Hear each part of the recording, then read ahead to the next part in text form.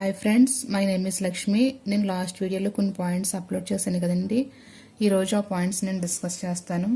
First వచ్చి medium ఏం చూస్ చేసుకోవాలని, ఇంగ్లీష్ ఆర్ తెలుగు. మనకి ఎగ్జామ్ వచ్చేసి 2 లాంగ్వేజ్లో కూడా ఉంటుందండి. కాకపోతే మీడియం అనేది దేనికోసం అంటే మనం ప్రిపేర్ అవ్వడం కోసం. సో మనకి వచ్చిన లాంగ్వేజ్లో ప్రిపేర్ అవుతే ఎగ్జామ్ అనేది మనం 100% అటెంప్ట్ చేయగలమండి. సో దానికోసం మనం మీడియం అనేది మంచిగా చూస్ చేసుకోవాలి. ఫస్ట్ వచ్చి నేను 3 పాయింట్స్ చెప్తాను.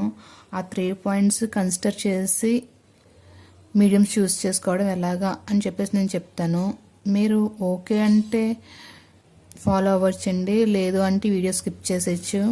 ఇవి జస్ట్ నా సజెషన్స్ మాత్రమే. ఎందుకంటే నేను కూడా లాంగ్వేజ్ చూస్ చేసుకోవడంలో స్టార్టింగ్ కన్ఫ్యూజ్ అయ్యాను.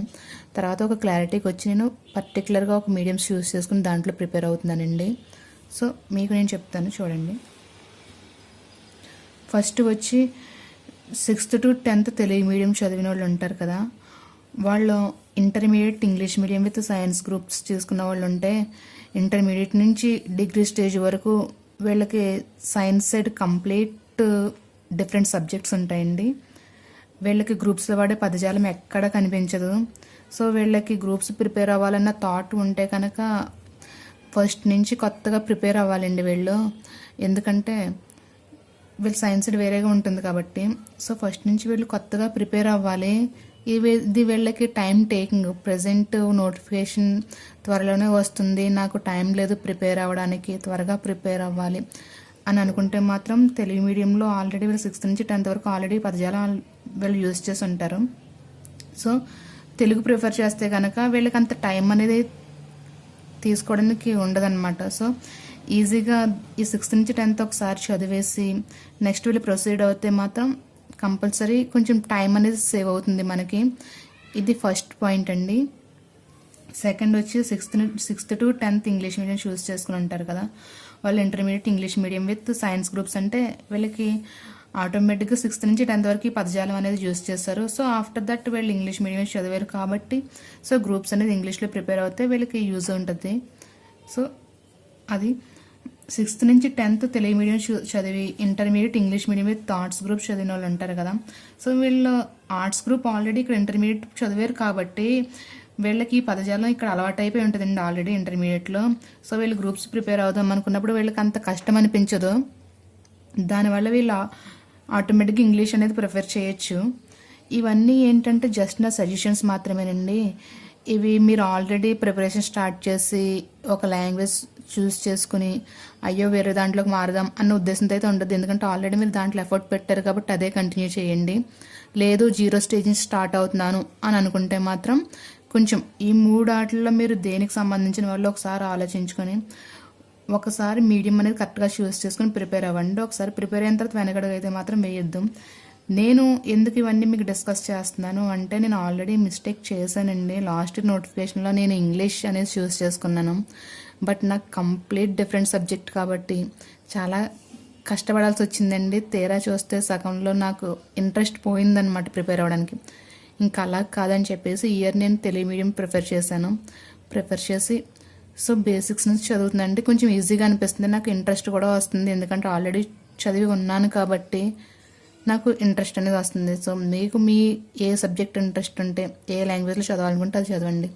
బట్ హిస్టరీ లాంటి టాపిక్స్ వచ్చేటప్పటికి మనం ఒక కథలా చదివితే అవి గుర్తుంటాయండి. సో నేను చెప్పేది ఏంటంటే అలాంటివి మనం తెలుగులో ప్రిపేర్ అవుతే కొంచెం మనకు ఒక కథలా గుర్తుండిపోతుంది అనమాట. దాన్ని ఒక సబ్జెక్ట్లా కాకుండా ఒక కథలా చదవాలని నేను చెప్తున్నాను. Thank you.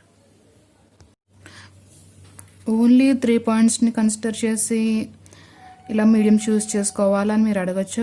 అది మీ డెసిషన్ అండి. అంటే నేను చెప్పేది ఏంటంటే కొంచెం టైం సేవింగ్ అనేది ఉంటుంది. ఈ పాయింట్స్ని కన్సిడర్ చేస్తే మనకి కొంచెం త్వరగా డెసిషన్ అనేది తీసుకోవచ్చు అని చెప్పేసి నేను అంటున్నాను.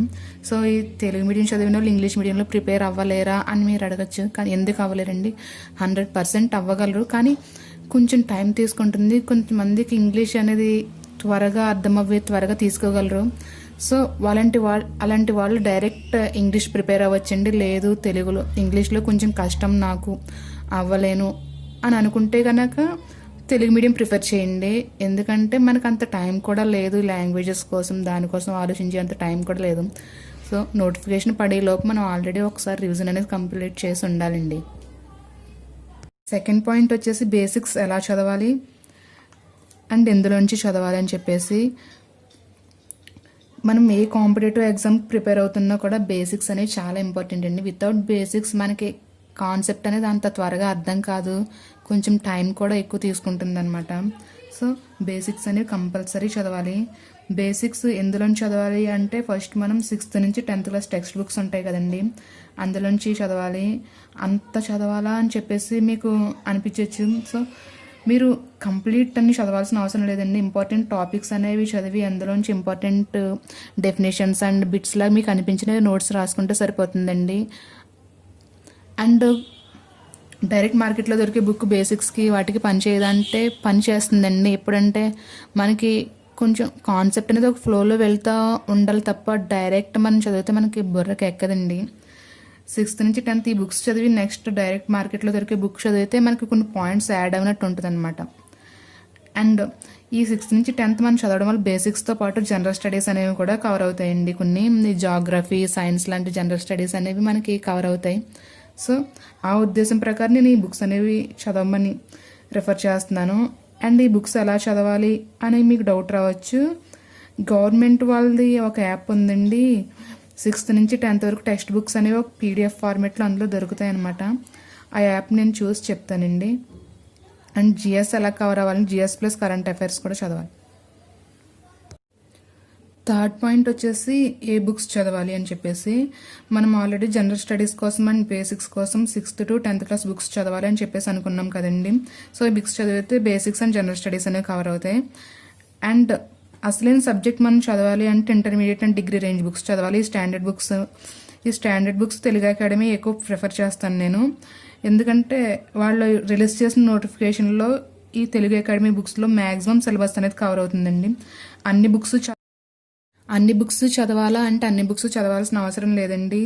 సిలబస్ని ఒకసారి చదివి సిలబస్ ఏ టెక్స్ట్ బుక్స్ అనేది కవర్ చేస్తున్నాయో చూసి ఆ టెక్స్ట్ బుక్స్ చదివితే సరిపోతుందండి. అండ్ ఇవి చదవడంతో పాటు ప్రజెంట్ ఉన్న కరెంట్ అఫైర్స్ని అండ్ ప్రజెంట్ ఇష్యూస్ని కూడా మన నోట్స్లో అప్డేట్ చేసుకుంటూ ఉండాలండి.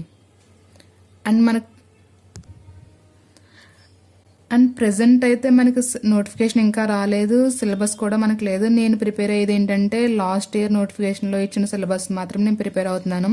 సో ఆ సిలబస్ని చూసుకొని ఆ సిలబస్ కవర్ చేసే ఏ టెక్స్ట్ బుక్స్ ఉన్నాయో చూసి మీకు ఆ టెక్స్ట్ బుక్స్ లిస్ట్ అనేది నెక్స్ట్ వీడియోలో అప్లోడ్ చేస్తానండి. Okay, thank you.